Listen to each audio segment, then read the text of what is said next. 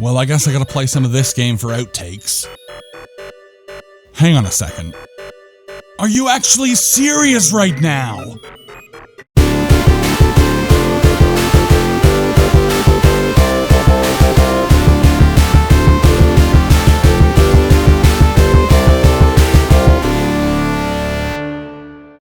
Oh boy, it's the PlayStation, the golden era of RPGs.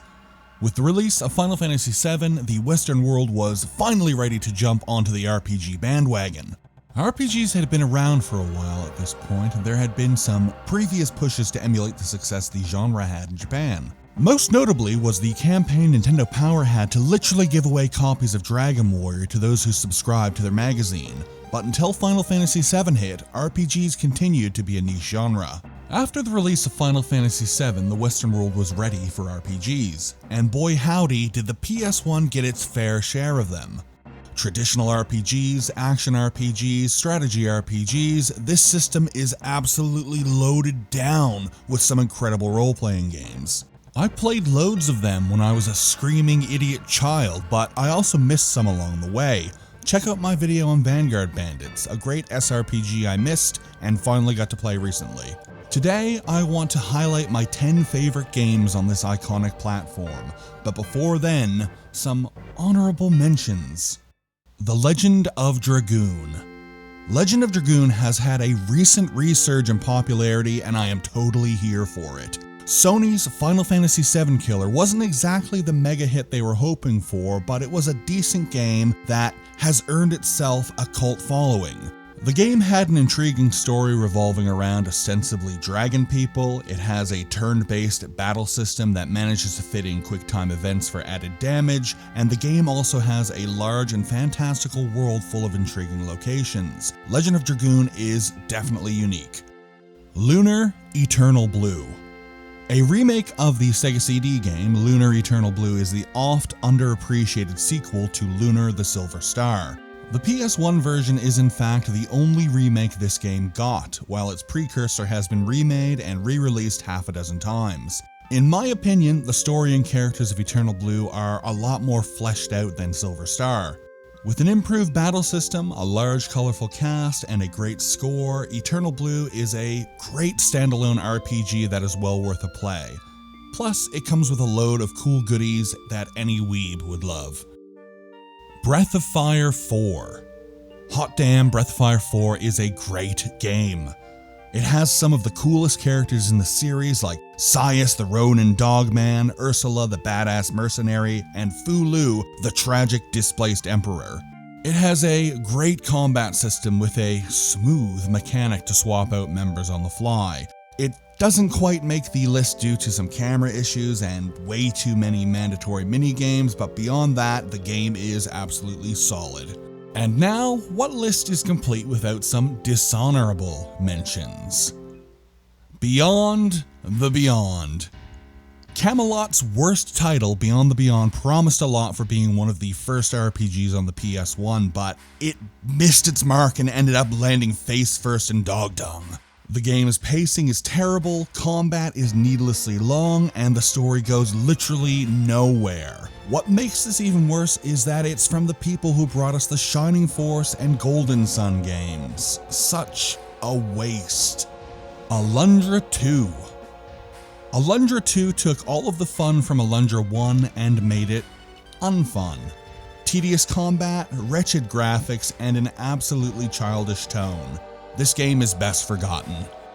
Any of the Kingsfield games. Now listen, I know the Kingsfield games have a dedicated audience, and I appreciate them as they are basically stepping stones to what would become Dark Souls, but I had no fun playing these games. The combat was such a chore, and traversal was so belabored. No thank you. And without further ado, let's get into the list. This is RPG Fortress's Top 10 PlayStation RPGs. Number 10. Final Fantasy VII. Starting off our list at number 10 is the game responsible for the PS1 era golden age boom in RPGs. It's the one and only Final Fantasy VII. The game was an absolute phenomenon back in the day. I was in high school and I remember the jocks would have their strategy guides out talking about this new fantasy video game that everybody was playing. As a dorky young man who had been into RPGs for years, I was shocked at how prevalent the game, and soon after the RPG genre as a whole, had become. Final Fantasy VII had all of the hallmarks that earlier Squaresoft titles had, like a huge story, a massive world, incredible music, and addictive combat. They expanded all of this with some of the most incredible polygonal graphics to ever appear on a console at this stage in time. Characters such as Cloud, Sephiroth, and Aeris would all become cultural icons still being talked about 30 years later. FF7 was and is a giant and rightfully deserves to be on any list like this. Number 9. Tales of Destiny. Namco's Tales series is a massive franchise here in 2023, but has sprung from humble origins. The series started with Tales of Phantasia on the Super Famicom, with the sequel Tales of Destiny appearing on Sony's PlayStation. Where Phantasia was an okay game, Destiny was an incredible title. Picking up where the Super Famicom left off, TOD feels like a big beefy SNES game, just on the PlayStation. The battle system in Tales of Destiny is flashy and action-packed with lots of unique party members, all with their own spins on combat. The soundtrack is one of Motoi Sakuraba's absolute finest, and there is a lot to see in this game. Tales of Destiny may feel a little dated by today's standards of games like Tales of Berseria and Tales of Arise, but if you want a solid early-era PlayStation RPG, Tales of Destiny is one of the finest. Number 8. Persona 2 Eternal Punishment. Man, Persona, who knew that this series was going to be so huge? The series used to be just as grim and dark as the mainline SMT games, and Persona 2 Eternal Punishment is plenty grim and dark. One of the things I like most about Eternal Punishment over Persona 2 Innocent Sin is that the main cast of characters is adults. I don't mind the high school setting that's in a lot of JRPGs, including the modern Persona games, but playing as adults with adult problems is something I have really learned to enjoy as I am no longer a teenager. Did you know millennials are in their late 30s and early 40s now? I know. My knees and lower back remind me daily. As mentioned, there are 2 Persona 2s. Innocent Sin and Eternal Punishment, and they are both worth a play, but I think Eternal Punishment is the better of the 2. The battle system is a little funky as it requires inputting commands and then having your characters repeat them until the battle is over or until cancelled, but there's lots to make up for it. You can collect personas, but it's done by collecting cards and then fusing them. There's the rumor system, which allows you to spread rumors through NPCs to gain items and other positive outcomes. And the game has one of the best soundtracks of any SMT game, just listen to Maya's theme. All in all, Eternal Punishment has a lot of quirky goodness going for it. Number 7. Xenogears. Xenogears is a big game. This title has so much dialogue in it that you could read the entirety of the dictionary in the time it would take you to reach Disc 2. The story of the game is why I'm so fond of it. It's this huge galaxy-spanning space opera loaded down with biblical references, philosophical tropes, and other bits of esoterica. Plus you have giant robots, and giant robots make everything better. Set sometime in the far-flung future, you play as Fei Fong Wong, an amazingly deep character on his quest to do a whole lot of stuff. Did I mention that this game is big? Xenogears has a unique battle system that involves you stringing together attack combos like a turn-based Street Fighter. This might sound a bit weird, and it is, but it's also a lot of fun trying to figure out combos while pounding your enemies. You also have an incredible soundtrack from Yasunori Mitsuda with some of his finest work. Xenogears is a bit of a mess, but it's well worth it for the story alone. Number 6. Tearring Saga. Fire Emblem for PlayStation. Those words alone should tell you why it's on my list. Tearring Saga is the game that Shozo Kaga made after he left Intelligent Systems. Yes, the man who created Fire Emblem was now making a spiritual successor for the PlayStation. And what a game! This is classic FE through and through. From the combat, the maps, the characters, the stories, all of this screams Fire Emblem. In fact, it's so similar to Fire Emblem that Nintendo sued him. Whoops! Plus the game was never released outside of Japan. What a sad string of events. Here in 2023, you can find a translation online that makes playing your legally owned disc of the game a lot easier if you can't speak Japanese. If you crave that old school Fire Emblem feel, Tear Ring Saga is the game for you.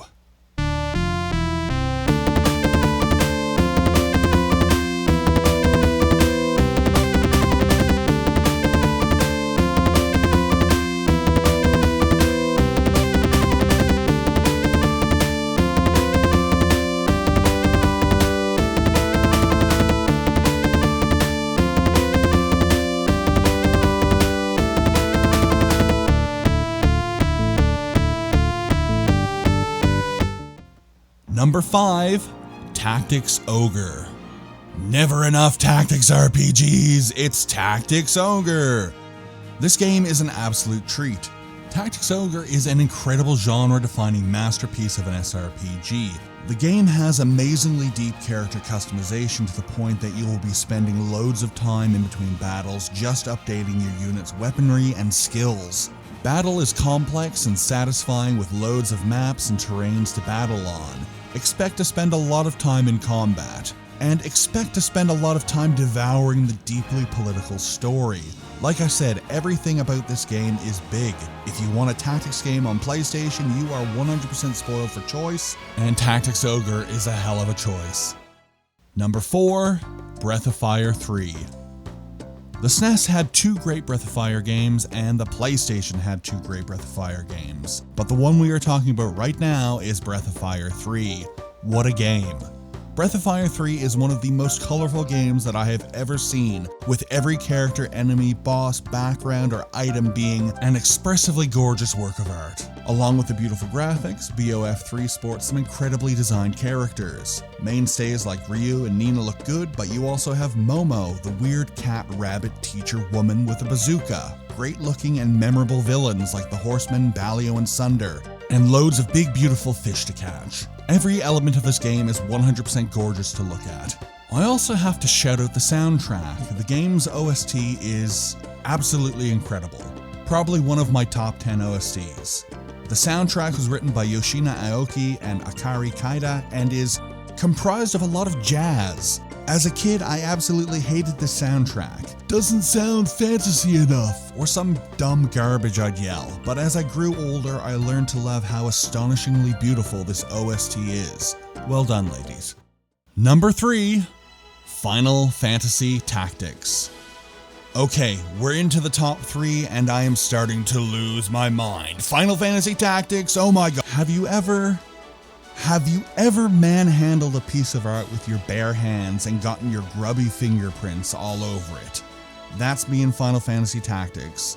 This game is firmly wedged deep in my psyche and it will never be freed. Put together by Yasumi Matsuno and other staff members from Quest who previously created Ogre Battle and Tactics Ogre for the SNES, the game would have some similar elements forged from the DNA of those games, especially Tactics Ogre.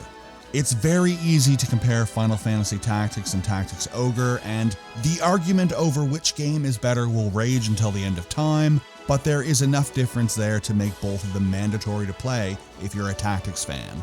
FFT has probably my favorite job system of any game ever. It's easy to grasp but takes time and effort to master. Not unlike experience points, you also earn job points during combat, and these job points go towards leveling up your job and unlocking new job skills.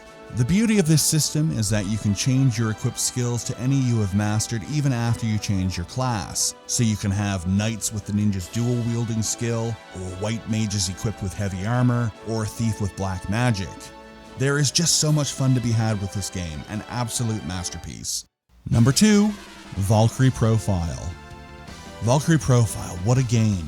If you want a PlayStation RPG with a dark story, rich and well-realized world, and some deep, intriguing characters, this is the game for you. One of the things I like so much about Valkyrie Profile is how it turns a lot of genre tropes on their head. The game features side-scrolling exploration with a host of actions that you can take, like jumping, sliding, and using ice crystals to create platforms. Combat is wholly unique, where each of your 4 party members is assigned to triangle, square, circle, or X, and when you attack a foe, you literally chain combos. You can juggle the enemy and knock crystals out of them, granting extra experience or increasing your attack gauge. Get the gauge to 100 and you can unleash huge attack moves. VP is also very replayable. There's a lot of different choices you can make through the game, which lead to different dungeons and recruitable characters. The game also has loads of gear to be found, and there's a huge skill system in the game. This is also one of those games where playing on hard difficulty unlocks the best experience. On hard mode, all of your characters will start at level 1, which seems like a raw deal. While starting from level 1 will actually allow you access to more skill points. You see, playing on normal or easy is detrimental to character growth, as when a high level character joins, they often come with 999 skill points to use. This hard cap means that the characters may lose out on thousands of skill points, so do yourself a favor, play this game on hard. And coming in at number 1, whoops, I cheated, it's a tie, Suikoden 1 and 2. It's a bit of a cheat putting both of these games as number 1, but my justification is that Suikoden 1 feels like a prequel chapter to Suikoden 2. See, between 1993 and 1994, Konami employees Yoshitaka Murayama and Junko Kawano were both working on an RPG for an internally developed game console that never saw the light of day. They were then asked by Konami to create something for the PlayStation, and they chose to continue with the RPG idea. Even before finishing Suiko 1, Murayama started on the story for Suiko 2, essentially writing one huge story in 2 parts. And damn, the story of these 2 games is incredible. With inspiration from classic Chinese literary masterwork Water Margin, the Suikoden series is set in a world besieged by war, with political backstabbings, machinations, and subterfuge being the norm. There's also a high fantasy element with magical runes, dragons, and talking dogs interwoven. These 2 games are as goofy as they are serious, which makes a great balance. When the game is goofy, it's goofy. When it's serious, holy cow, get a box of tissues ready. Both games also allow you to collect 108 characters per game, with a lot of the first game's cast reappearing in Game 2. Suikoden 2 appears on a lot of best of lists, with Suikoden 1 getting the short stick, but I'd say play both of them. Neither is particularly long, with Suiko 1 only taking about 20 hours to finish. You'll definitely get more out of 2 by playing 1. Man, the PlayStation has so many good games on it. It was an absolute titan of a system, and the RPGs on this platform are some of the best of all time. I hope you enjoyed the list. What are your favorite PS1 RPGs? Leave a comment below telling us your favorites. Please like, subscribe, ring the bell, and share. Check out our Ko-fi below. And that's it for me this week. This has been Richard for RPG Fortress. See you next time, and don't forget to hug a cat. Goodbye.